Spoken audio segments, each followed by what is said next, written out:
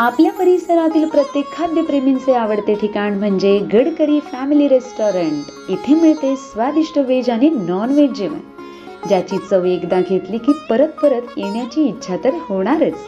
कारण येथील खास वैशिष्ट्य म्हणजे सिंधी पापड, पनीर अंगारा, व्हेज गडकरी तसेच नॉन व्हेज मध्ये चिकन तंदूर, चिकन थाली, सावजी मटण आणि बरंच काही।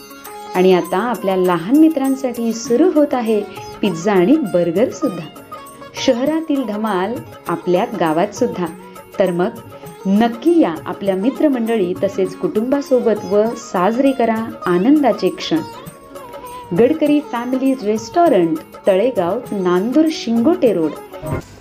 ओळख असलेलं माझं परम आदरणीय सध्या महालक्ष्मी देवस्थान आणि नवरात्रोत्सवाच्या निमित्तानं खरं तर माझ्या बहिणींची संख्या इतकी मोठी आहे, भाऊ कमी आणि लाडक्या बहिणी असल्यामुळं बहिणी प्रत्येक क्षेत्रात पुढे आहे आणि अध्यात्मात सुद्धा माझ्या बहिणी पुढे आहे।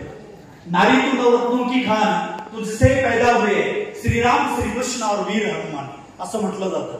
आणि म्हणून ज्या परिवारामध्ये आपली माता भगिनी जर संस्कार वृद्धिंगत करण्यासाठी आध्यात्मिक क्षेत्रात पुढे असेल तर ते कुटुंब निश्चित पुढे जात असतं।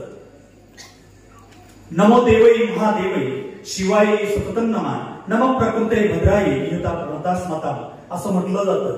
आणि संपूर्ण आर्यावर्तामध्ये या हिंदुस्थानामध्ये आज नारी शक्तीचा जागर मोठ्या प्रमाणात मित्रांनो होतो आहे।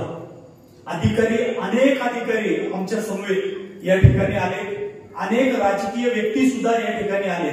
मंदिरात जात असताना आपण आपले जोडे चप्पल बाहेर काढून ज्यावेळी मंदिरात जातो, अनेक नामांकित व्यक्ती या ठिकाणी येऊन गेले, तर पुढच्या पिढीनं हा वारसा सातत्यानं या ठिकाणी सांभाळला। आमचे नाना असतील, नानांच्या नंतर भाऊसाहेब महाराज झुरळे असतील किंवा संतोष महाराज झुरळे असतील, आमचे गिरी सर असतील, हा आध्यात्मिक वारसा पुढे चिरंतन घेऊन जात आहे। आपला तालुका इतका भाग्यशाली आहे मित्रांनो की एक अतिशय चांगले अधिकारी सातत्यानं या तालुक्याला मिळालेले।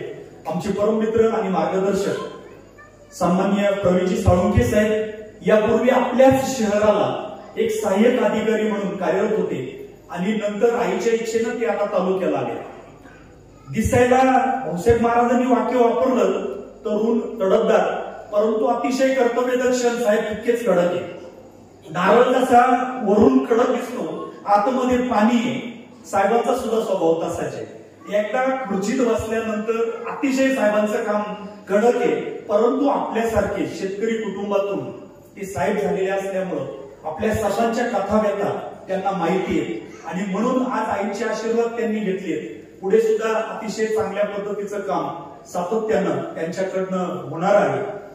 मित्रांनो, कायम आपण पाहिलं चित्रपटांमध्ये, मालिकेमध्ये या पोलीस अधिकाऱ्यांविषयी अतिशय वाईट दाखवलं जातं।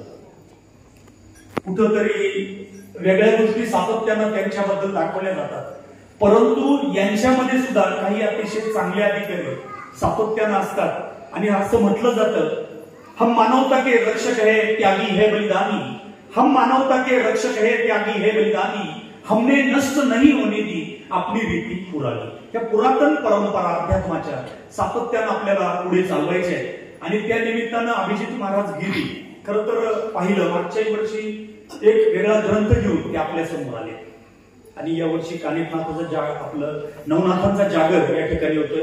आज कानिफनाथ कथा आपण पाहिली, मच्छिंद्रनाथ असतील, जानेंद्रनाथ असतील, कानिफनाथ असतील, गहिनीनाथ असतील, चरपटीनाथ असतील, चौरंगीनाथ, रेवण आणि मग स्त्री राज्यातून मीनाथ, अशा अनेक कथांचा आनंद तुम्हाला घ्यायचा आहे।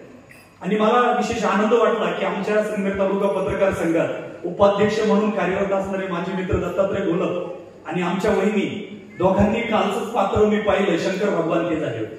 खरं लाजू नका, हे वेगवेगळ्या संधी आहे। आपण स्कूलमध्ये असताना आपण गॅदरिंग मध्ये भाग घेतलाय, नंतर बळच आहे आपल्याला कोणी विचारत नाही, परंतु ही एक आलेली संधी, तिचं सोनं आपण निश्चित करावं।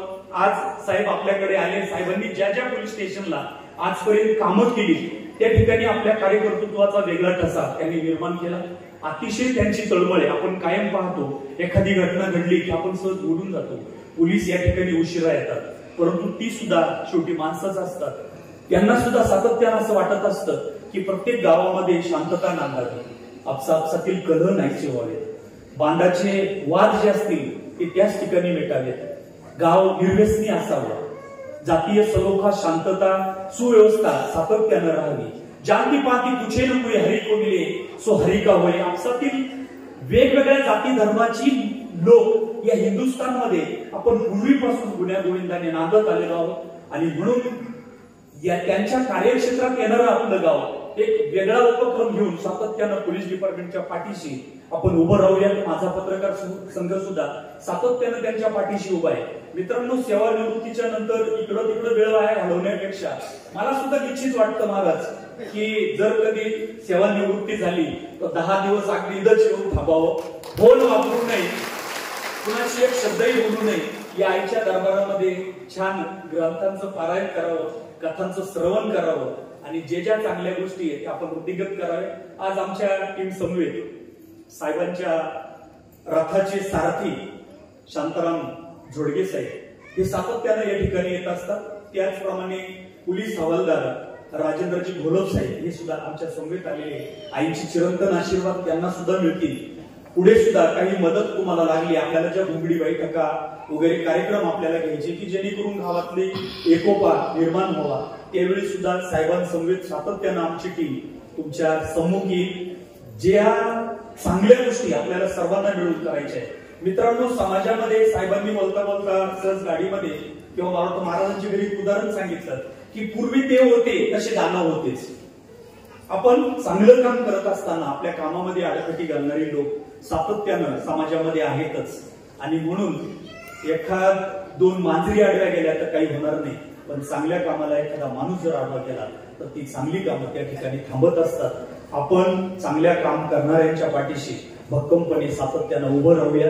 आज आईच्या या दरबारामध्ये तुमच्या सर्वांच्या दर्शनाचा योग आला, आईचे आशीर्वाद घेता आले, त्याबद्दल सर्वांच्या ऋणामध्ये राहू इच्छितो आणि थांबतो. धन्यवाद.